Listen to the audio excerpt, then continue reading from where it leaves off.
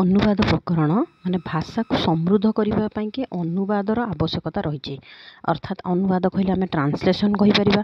ମାନେ କୌଣସି ଗୋଟେ ଭାଷାକୁ ବୁଝିବା ପାଇଁ ଯଦି ଆମେ ବୁଝିପାରୁନେ ତାହେଲେ ତାକୁ କ'ଣ ନା ଟ୍ରାନ୍ସଲେସନ୍ କରିଦେଲେ ବା ଅନୁବାଦ କରିଦେଲେ ଆମେ ତାକୁ ଭଲ ଭାବରେ ବୁଝିପାରିଥାଉ। ତେଣୁକରି ଭାଷାକୁ ସମୃଦ୍ଧ କରିବା ପାଇଁକି କ'ଣ ଦରକାର ନା ଅନୁବାଦର ଆବଶ୍ୟକତା ରହିଛି। ଯାଦ୍ୱାରା କ'ଣ ହୁଏ ନା ଭାଷା ଗୁଡ଼ିକ ମଧ୍ୟରେ ଭାବ ଓ ସଂହତିଗତ ମହତ୍ତ୍ୱ ପ୍ରକାଶ ହୋଇଥାଏ। ଆଉ ବିଭିନ୍ନ ଭାଷାର ସାହିତ୍ୟ କୃତିର ଚିନ୍ତନକୁ ଆହରଣ କରିବାଟା ସମ୍ଭବ ହୋଇପାରେ। ଅନୁବାଦର ଆକ୍ଷରିକ ଅର୍ଥ ହେଉଛି ପରେ କହିବା। ଅନୁବାଦ ମାନେ ବଦ ଆଉ ଅ। ଗୋଟିଏ ଭାଷାର ପ୍ରଥମ ମୌଳିକ ରଚନାକୁ ଅନ୍ୟ ଏକ ଭାଷାରେ ପ୍ରକାଶ କରିବାକୁ ଅନୁବାଦ କହନ୍ତି। ବୁଝିହେଲା? ଗୋଟେ ଭାଷାର ପ୍ରଥମ ମୌଳିକ ମାନେ ପ୍ରଥମେ ଆରମ୍ଭରେ ସେଟା ରଚନା କରାଯାଇଥିବ, ତାକୁ ଆଉ ଗୋଟିଏ ଭାଷାରେ ପ୍ରକାଶ କରିବା ବା ଅନୁବାଦ କରିବା ବୋଲି କୁହାଯାଏ। ଏହା ଗୋଟେ ସ୍ୱତନ୍ତ୍ର କଳା, ନାଇଁ କି? ଇଏ ଗୋଟେ ପ୍ରକାରର ଆର୍ଟ। ଜଣେ ସାହିତ୍ୟିକ ମଧ୍ୟ ସଫଳ ଅନୁବାଦକ ହୋଇ ନପାରେ। ଜଣେ ସାହିତ୍ୟିକ ଯେ ବହୁତ ସାହିତ୍ୟର ବିଭିନ୍ନ କବିତା ଲେଖା ସବୁ ଲେଖୁଥିବେ, କିନ୍ତୁ ସେ ଜଣେ ଭଲ ଅନୁବାଦକ ହେଇପାରିବେ ବୋଲି ଆମେ କହିପାରିବା ନାହିଁ। କାରଣ ଜଣେ ସାହିତ୍ୟିକ ଏକ ନିର୍ଦ୍ଦିଷ୍ଟ ଭାଷାରେ ଗଦ୍ୟ ପଦ୍ୟ ନାଟକ ପ୍ରଭୃତି ରଚନା କରୁଥିବା ବେଳେ ଜଣେ ଅନୁବାଦକ ଉଭୟ ମୂଳ ରଚନାର ଭାଷା ଆଉ ଅନୁବାଦ କରାଯାଉଥିବା ଭାଷାରେ ଉପଯୁକ୍ତ ଦକ୍ଷତା ଅର୍ଜନ କରିଥାଏ। ଅର୍ଥାତ୍ ମୂଳରୁ ଯେଉଁ ଭାଷାରେ ରଚନା କରାଯାଇଥିବ ସେ ଭାଷା ବି ଅନୁବାଦକ ଠିକ୍ ଭାବରେ ଜାଣିଥିବା ଦରକାର।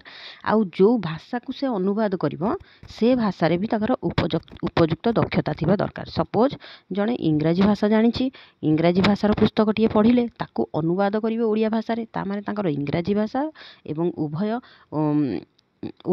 ଓଡ଼ିଆ ଆଉ ଇଂରାଜୀ ଉଭୟ ଭାଷାରେ ଦକ୍ଷତା ଥିବା ଦରକାର। ତ ଦକ୍ଷତାର ଅଭାବ ଥିଲେ ଅନୁବାଦର ଭାବ କ୍ଷୁଣ୍ଣ ରହିବା ସମ୍ଭବ ହୁଏ ନାହିଁ। ମାନେ ଠିକ୍ ଭାବରେ ଅନୁବାଦ କରିପାରନ୍ତି ନାହିଁ। ଗୋଟିଏ ଭାଷାକୁ ସେ ଦେଖିଲେ ତାକୁ ଅନୁବାଦ କଲାବେଳେ ତାର ଅର୍ଥ ଆଉ କିଛି ହେଇଯାଇଥାଇପାରେ ଯଦି ଠିକ୍ ଭାବରେ ତାଙ୍କର ଦକ୍ଷତା ନଥିବ। ବରଂ ବିକଳାଙ୍ଗ ହୋଇଯାଏ। ଏଠି ଭାଷାକୁ ବିକଳାଙ୍ଗ ବୋଲି କୁହାଗଲା କାହିଁକି? କାରଣ ଯଦି ତାର ଠିକ୍ ଭାବରେ ଅର୍ଥ ପ୍ରକାଶ ପାଇବ ନାହିଁ। ଏଣୁ ଅନୁବାଦର ସଫଳତା ପାଇଁ ଅନୁବାଦକଙ୍କର ଉଭୟ ଭାଷା ସାହିତ୍ୟ ବିଷୟରେ ଆଶାନୁରୂପ ପ୍ରବେଶ ଥିବା ବାଞ୍ଛନୀୟ। ସେ ଦୁଇଟି ଯାକ ବିଷୟରେ ଜାଣିବା ଦରକାର। ହେଲା, ଦୁଇଟି ଯାକ ଭାଷା ବିଷୟରେ ଜାଣିବା ଦରକାର, ସାହିତ୍ୟ ସମ୍ବନ୍ଧରେ ଜ୍ଞାନ ରହିବା ଦରକାର ତାଙ୍କର। ତ ଏଇ ଅନୁବାଦକୁ ବିଭିନ୍ନ ଭାଗରେ ବିଭକ୍ତ କରାଯାଇପାରେ। ଉଦାହରଣ ସ୍ୱରୂପ ଗୋଟେ ହେଲା ଭାବାନୁବାଦ, ମାନେ ଯେଉଁ ଅନୁବାଦରେ ଭାବର ମହତ୍ତ୍ୱ ସୁରକ୍ଷିତ ରହେ। ହେଲା, ଆଉ ଗୋଟେ ହେଲା ମର୍ମାନୁବାଦ। ଗୋଟେ ହେଲା ଭାବାନୁବାଦ, ଆଉ ଗୋଟେ ହେଲା କ'ଣ ନା ମର୍ମାନୁବାଦ। ଯେଉଁ ଅନୁବାଦରେ ମୂଳ ରଚନାର ମର୍ମ ବା ଆତ୍ମାକୁ ଗୁରୁତ୍ୱ ପ୍ରଦାନ କରାଯାଏ। ଆକ୍ଷରିକ ଅନୁବାଦ ଆଉ ଗୋଟେ, ଯେଉଁ ଅନୁବାଦର ମୂଳ ରଚନାର ପ୍ରତି ପଦର ଅର୍ଥକୁ ଉପଯୁକ୍ତ ଧ୍ୟାନ ଦିଆଯାଏ। ତାହେଲେ ଅନୁବାଦକୁ ବିଭିନ୍ନ ଭାଗରେ ବିଭକ୍ତ କରାଗଲା।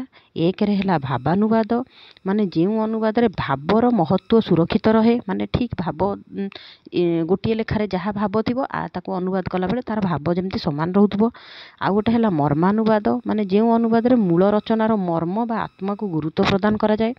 ତାପରେ ହେଲା ଆକ୍ଷରିକ ଅନୁବାଦ, ମାନେ ଯେଉଁ ଅନୁବାଦର ମୂଳ ରଚନାର ପ୍ରତିପାଦର ଅର୍ଥକୁ ଉପଯୁକ୍ତ ଧ୍ୟାନ ଦିଆଯାଇଥାଏ। ତାପରେ ଦେଖ, ଇଂରାଜୀ ଭାଷା ଏକ ଆନ୍ତର୍ଜାତୀୟ ଭାଷା। ଇଂରାଜୀ ଗୋଟେ ଇଣ୍ଟରନ୍ୟାସନାଲ୍ ଲାଙ୍ଗୁଏଜ୍। ଆଉ ଓଡ଼ିଆ ଭାଷୀ ଛାତ୍ରଛାତ୍ରୀମାନେ ସର୍ବଭାରତୀୟ ସ୍ତରରେ ନିଜର ଦକ୍ଷତା ପ୍ରଦର୍ଶନ କରିବା ପାଇଁକି ଇଂରାଜୀ ଭାଷାକୁ ଜାଣିବା ଆବଶ୍ୟକ। ନହେଲେ ଯଦି କେବଳ ଆମେ ଧର ଓଡ଼ିଆ ଭାଷାରେ ଦକ୍ଷତା ଅଛି ପିଲାଙ୍କର, ତାହେଲେ ସେ ଓଡ଼ିଶା ଭିତରେ ହିଁ ରହିଯିବେ। ଆଉ ଇଂରାଜୀ ଭାଷା କ'ଣ କରେ ନା ଆମକୁ ଅନ୍ୟ ରାଷ୍ଟ୍ର ସହିତ ଯୋଡ଼ିବାକୁ ସାହାଯ୍ୟ କରିଥାଏ, ନାଇଁ କି? ଆମକୁ ଯୋଡ଼ି ପାରିଥାଏ। ତେଣୁକରି ଏହାକୁ ଗୋଟେ ଇଣ୍ଟରନ୍ୟାସନାଲ୍ ଲାଙ୍ଗୁଏଜ୍ କୁହାଯାଏ, ନାଇଁ କି? ସେହିପରି ଇଂରାଜୀ ସାହିତ୍ୟର କୃତିଗୁଡ଼ିକୁ ଓଡ଼ିଆ ଭାଷାରେ ଅନୁବାଦ କରିବା ଏକ ମହତ୍ତ୍ୱପୂର୍ଣ୍ଣ କାର୍ଯ୍ୟ। ଦେଖ, ଇଂରାଜୀ ସାହିତ୍ୟର କୃତିଗୁଡ଼ିକୁ ଇଂରାଜୀ ସାହିତ୍ୟରେ ଯାହା ସବୁ ଲେଖା ଥିବ ତାକୁ ବି ଓଡ଼ିଆ ଭାଷାରେ ଅନୁବାଦ କରିଦେଲେ ଓଡ଼ିଆ ଲୋକ ପଢ଼ିପାରିବେ ଯେଉଁମାନେ ଇଂରାଜୀ ଜାଣିନାହାନ୍ତି। ଏଠାରେ କେତେକ ଇଂରାଜୀ ଅନୁଚ୍ଛେଦ ଓଡ଼ିଆ ଅନୁବାଦ ଦିଆଯାଇଛି। ଏହି ଅନୁଚ୍ଛେଦକୁ ଲକ୍ଷ୍ୟ କରି ଛାତ୍ରଛାତ୍ରୀମାନେ ଅନୁବାଦ କଳା ଶିକ୍ଷା ଅଭ୍ୟାସ କରିବେ।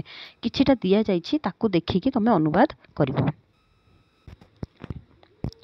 ଅଭ୍ୟାସ ପାଇଁ ଏଠି ଗୋଟେ ଇଂରାଜୀ ଅନୁଚ୍ଛେଦ ଦିଆଯାଇଛି ବା ଇଂଲିଶରେ ପାରାଗ୍ରାଫ ଗୋଟେ ଦିଆଯାଇଛି। ଆମେ ତାକୁ ଓଡ଼ିଆରେ ଅନୁବାଦ କରିବାକୁ ଚେଷ୍ଟା କରିବା। ଆଗ ନିଜେ କରିବା, ତାପରେ ଉତ୍ତର କ'ଣ ଦିଆଯାଇଛି ଦେଖିବା।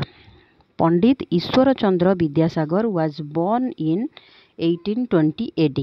अर्थात पंडित ईश्वरचंद्र विद्यासागर 1820 ख्रीष्टाब्दरे जन्मग्रहण करथिले। His father's name was Thakur Das Bandopadhyay. तांको पितांको नाम कौन थिला ना तांको पितांको नाम थिला ठाकुर दास बंदोपाध्याय।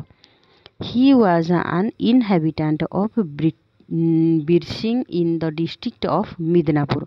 इनहैबिटेंट माने अधिवासी। से मेदिनीपुर जिलार बिरसिंग अधिवासी थिले। Thakur Das was poor. ठाकुर दास दरिद्र थिले बा गरीब थिले। येट तथापि he arranged for his sons education. तथापि से तांको पुअर शिक्षा पाई व्यवस्था करथिले। अरेंज करथिले माने व्यवस्था करथिले। Ishwar Chandra began his education in the village primary school. Ishwar Chandra शिक्षा आरंभ करथिले गाँर प्राइमरी स्कूल रु बा ईश्वरचंद्र ग्रामर प्राथमिक विद्यालय रे in the village primary school प्राथमिक विद्यालय रे शिक्षा आरंभ करथिले। He was very intelligent. से बहुत बुद्धिमान थिले बा अत्यंत बुद्धिमान थिले। एवं never forget what he once learn. एवं जहाँ थरे पढ़ुथिले केबे भी भूलु नथिले माने केबे हेले भूलु नथिले। हिज टीचर्स तांको शिक्षक माने फोर्स माने पूर्वानुमान करथिले that little Ishwar Chandra would one day become a great man of India. तांकर शिक्षक माने पूर्वानुमान करथिले जे शिशु ईश्वरचंद्र दिने दिने महान व्यक्ति हेबे। भारतर महान व्यक्ति हेबे। उत्तर कौन देइछि देखिनियो। पंडित ईश्वरचंद्र विद्यासागर 1820 ख्रीष्टाब्दरे जन्मग्रहण करथिले। तांको पितांको नाम ठाकुर दास बंदोपाध्याय। से मेदिनीपुर जिलार बिरसिंग अधिवासी थिले। ठाकुर दास दरिद्र थिले। तथापि से तांको पुअर शिक्षा पाई व्यवस्था करथिले। ईश्वरचंद्र ग्रामर प्राथमिक विद्यालय रे तांकर शिक्षा आरंभ करथिले। से अत्यंत बुद्धिमान थिले एवं जहाँ थरे पढ़ुथिले केबे हेले भूलु नथिले। तांकर शिक्षक माने पूर्वानुमान करथिले जे शिशु ईश्वरचंद्र दिने भारतर जड़े महान व्यक्ति हेबे।